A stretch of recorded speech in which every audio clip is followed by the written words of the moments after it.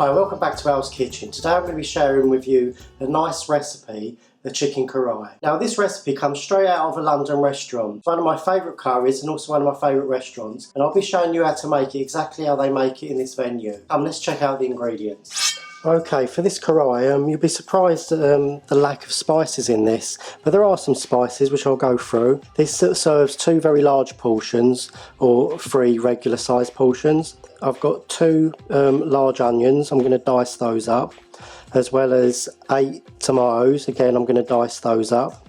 I've got 1 red bell pepper, 1 green pepper. I'm going to dice those 2 up.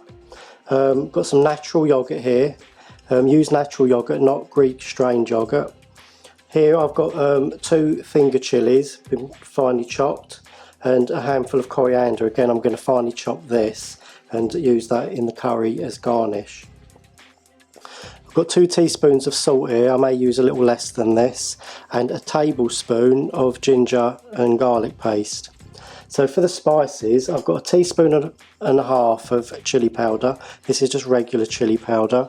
And I've got a teaspoon of ground cumin seeds. If you don't have the seeds to ground down fresh, feel free to use cumin powder. And I've got a teaspoon of coriander seeds ground down. Again, if you don't have the seeds to ground down fresh, feel free to use coriander powder.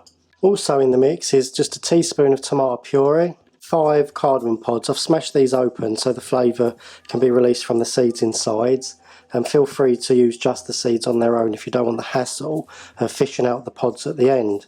In here I've got 200 ml of oil. I'm using vegetable oil. You can use coconut oil, sunflower oil, choose an oil of your choice. And bear in mind that this is for 3 curries, so that's not too much. And if you don't like the oil, you can always skim it off at the end. And here I have 3 large diced chicken breast. I've taken a thin sliver of ginger from a wedge of ginger. What I want you to do with this is just make little matchsticks. What we're going to do is put this on top of the curry when we finish to garnish. A tiny bit of raw ginger on the end of a finished curry tastes absolutely gorgeous. Okay, so now all my ingredients are prepped and ready to be cooked. Let's get started. Okay, so to start this karahi off, I'm going to get my karahi nice and hot. First thing I'm going to do is add my oil. So we're going to bring the temperature of the oil up a little, and then we're going to add our onion. So we want to brown these off. That should take about 10 to 15 minutes. We only want them to go a light golden brown.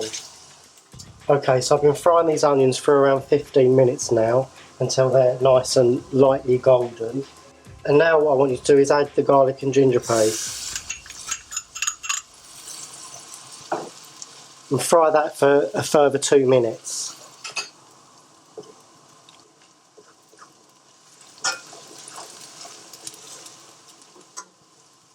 Okay, so now add the chicken. We want to sear this for about 4 minutes.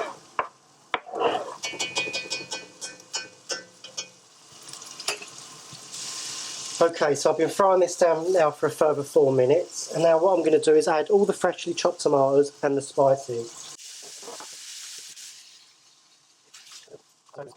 You must trust me, this is going to turn out absolutely delicious, and I'm guaranteeing you this will become a regular part of your curry eating. So now you want to add a cupful of water. This is just a normal tea or coffee cup, nearly full with water. We're going to pour this in. Tomato puree.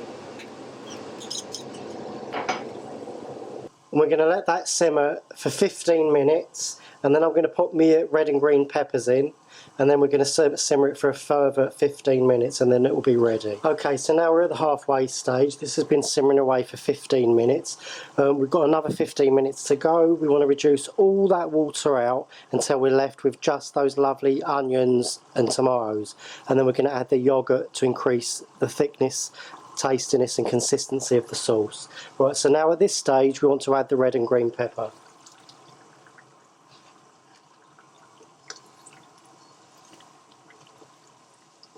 Okay, so now we've completed the 30 minutes. What we've done is we've reduced all the moisture and the water out of the curry.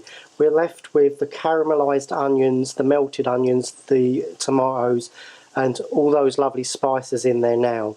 Okay, last thing to do is we're going to add the salt, and then we're going to add the yoghurt to create a nice creamy consistency.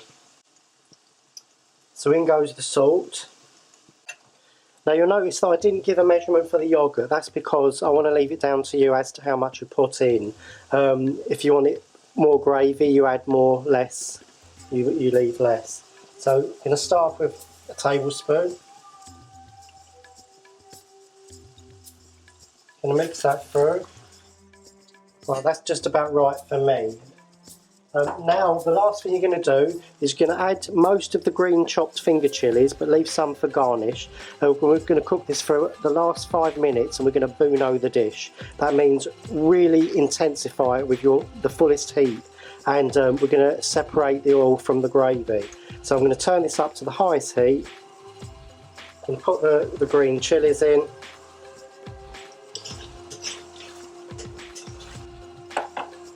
I'm going to cook that for the last 5 minutes just to separate the oil, and then it's ready. Okay, so there you go, there's the oil all separated. If you want to, you can skim that off. This is a treat for me, so I'm not going to bother. And I think that's about ready to serve now.